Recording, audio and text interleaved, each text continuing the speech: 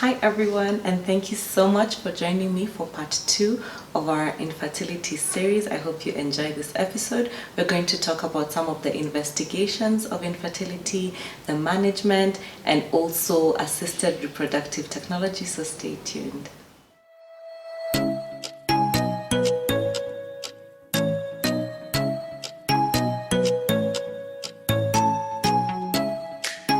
So let's talk about the investigations. What are some of the tests that your gynecologist or your urologist is going to send you for when they suspect that you have infertility, either as a man or a woman? And let's go ahead and start with men. So for men, your urologist is probably going to take a detailed history. They want to know how many sexual partners you've had, what exactly is your sexual experience like, is there actually any penetration happening during sexual intercourse, because some people aren't really clear on that.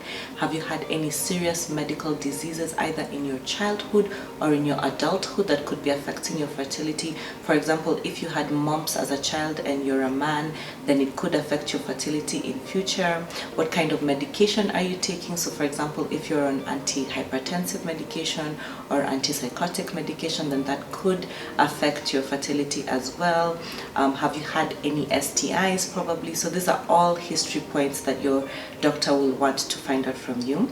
Afterwards, they're going to take an examination and just see, possibly if there are any issues structurally in your male genital organs in terms of size, in terms of the appearance, the skin, that could give them possibly a clue into why you could be having infertility. And then they are likely to do other investigations. For example, they would want to do a testicular ultrasound just to see if the inner structure of the testes is fine.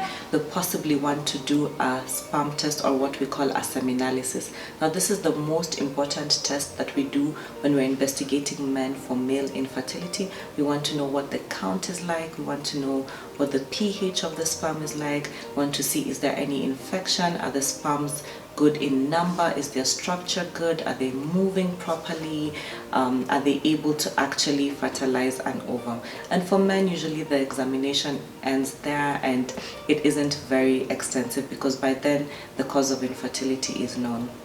Now let's head on quickly to the investigations or the tests that a gynecologist would send a woman for. So of course the first thing they'd want to do is take a history. They want to know, is your menstruation on point? Do you have regular menses? Are they painful or not? If they're very painful, you could be having endometriosis, which could be causing infertility. If they're irregular, you could be having polycystic ovarian syndrome. So we want to know, what's your menstrual history like? When did you start your period? What's it like? We also want to know about your sex history, how many partners you have you been having unprotected intercourse? And this kind of gives your doctor a clue as to whether you could be having a sexually transmitted infection that could be affecting your fertility. For example, if you previously had chlamydia and it went untreated, you could be having blocked fallopian tube, so we really need to understand your sexual history. The other thing they would want to find out is your obstetric history. Have you ever actually been pregnant before? How long did the pregnancy last? Did you actually go to your due date? Did you deliver? Because this does affect your future fertility as well. Again, we want to understand, do you have any medical illnesses that could be causing you infertility? Could you have been taking any medication that could be causing you infertility? Do we need to stop it? And so a history is very important. Your gynecologist is then going to do a physical examination. They just want to understand that as a woman you've developed normally, that your breast development is good, your pubic development is good, because some women who have underdevelopment of these could be having a genetic or a chromosomal issue that could actually be leading to infertility. For example, they later on could discover that their uterus is underdeveloped, or their vagina or their ovaries are underdeveloped. So a physical examination is really important. Once these two have been done, your gynecologist is very likely to send you for a hormonal profile. So they want to understand, are your hormones in order? Are your ovarian hormones in order? Is your thyroid hormone in order? Do you have perhaps a prolactin hormone abnormality? Is there any hormone in your body that could be causing you not to get pregnant or to have irregular periods? And so that's really important to have a hormonal profile. then your gynecologist is likely to go into imaging. So they want to do an ultrasound of your pelvis or even your abdomen and just understand, is the structure of your uterus okay? Is the structure of your ovaries okay? Is there anything that could be off structurally? Do you have a fibroid, for example?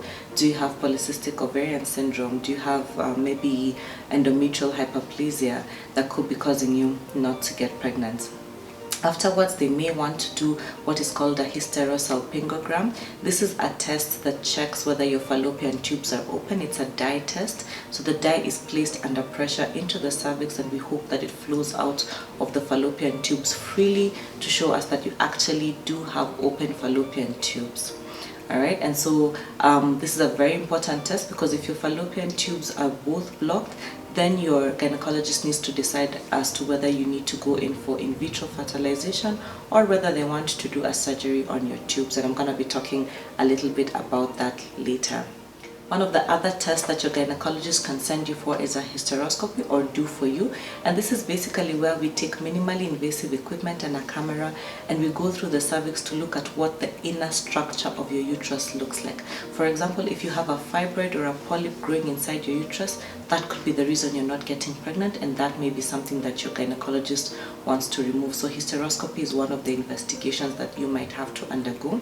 And last but not least, you might have to undergo laparoscopy, which is minimally invasive surgery, where your gynecologist makes a 1 centimeter incision in your belly button and 2 ½ centimeter incisions on your side, and they go in with a camera and they actually see, is there any organ that is not working properly in order for you to get pregnant. I hope it's really understandable what kind of investigations you're about to go for if you have infertility, so that it's not completely gray areas to you. So thank you so much for watching this episode, and see you next time on your free consult.